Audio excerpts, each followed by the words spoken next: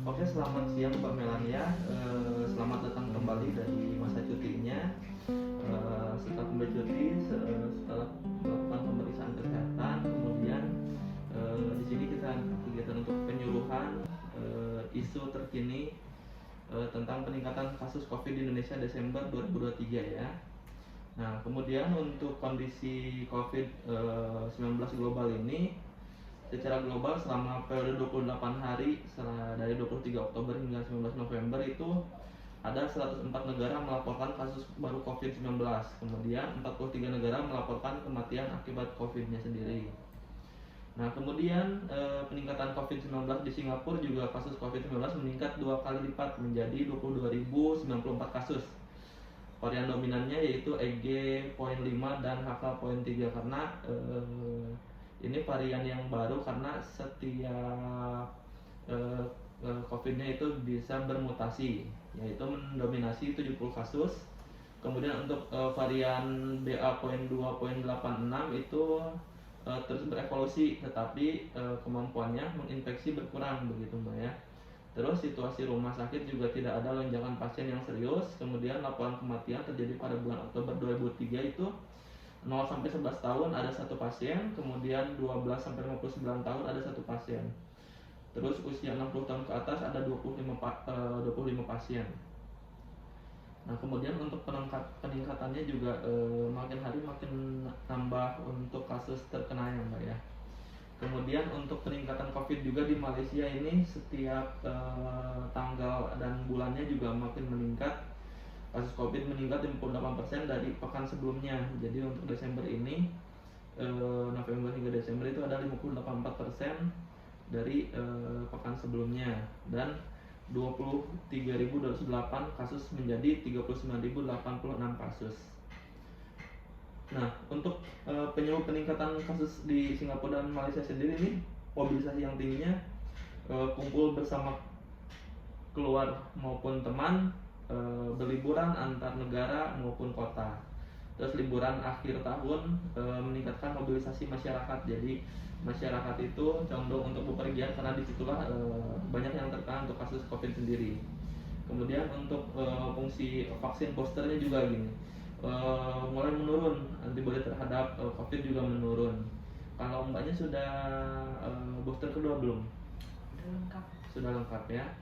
Nah, untuk pengaruh vaksinnya sendiri itu sebetulnya bagusnya kenapa? Walaupun memang nantinya yang sudah terkena vaksin kadang ada sudah terkena udah vaksin bisa terkena lagi, tapi untuk resiko terkena COVID makin parahnya itu sangat rendah persentasenya ya.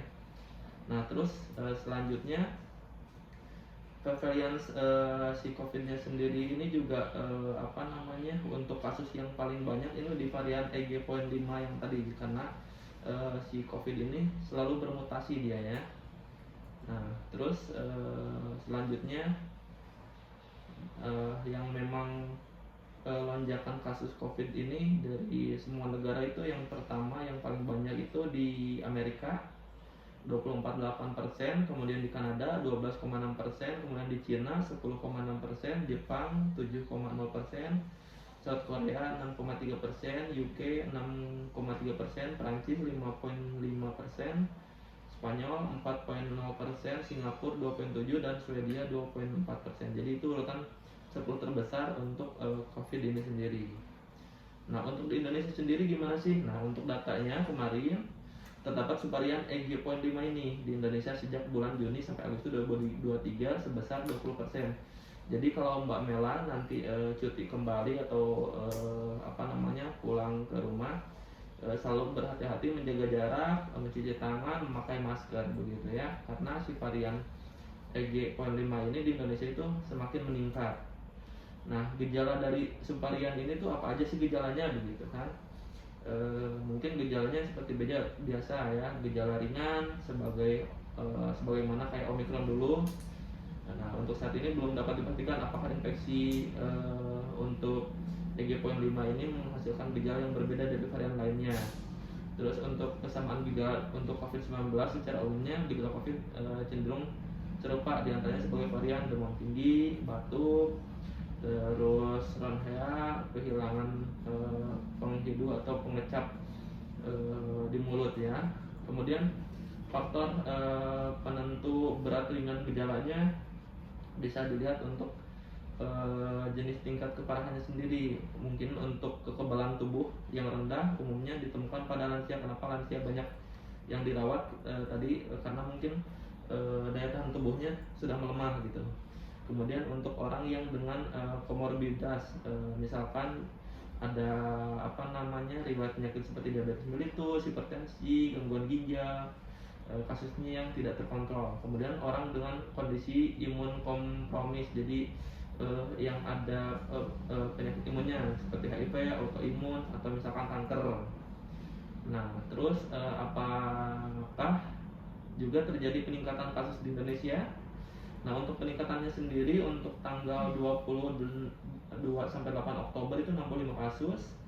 Kemudian paling tinggi itu di tanggal 20 sampai 26 November itu ada di Indonesia terkonfirmasi 151 kasus dan kasus meninggal 1 orang untuk datanya sendiri. Nah, untuk situasi rawat inap akibat COVID sendiri di Indonesia juga untuk rujukannya di RSUD Dr. Sutomo Surabaya Jawa Timur 2 pasien dirawat inap dalam periode Oktober sampai November. Kemudian di Jawa Barat kurang dari 3% dalam September dan November itu ada yang memang terkena COVID sendiri. Terus tantangan kitanya sendiri itu sudah terjadi peningkatan kasus dalam 2 bulan terakhir ini. Mobilisasi untuk lintas negara juga yang tinggi saat liburan itu menjadikan subvarian ini makin melonjak di Indonesia. Kemudian datanya di turis dari Singapura, Malaysia, Tiongkok, Indonesia, atau misalkan penduduk Indonesia liburan ke luar negeri. Terus angka vaksinasi booster yang rendah di Indonesia juga kadang orang yang belum vaksin itu di Indonesia lumayan juga begitu ya, karena itu bisa menyebabkan gitu untuk terkenanya sangat gampang begitu. Kemudian untuk pencegahannya sendiri nih, apalagi kita di perusahaan harus sehat terus ya Mbak ya.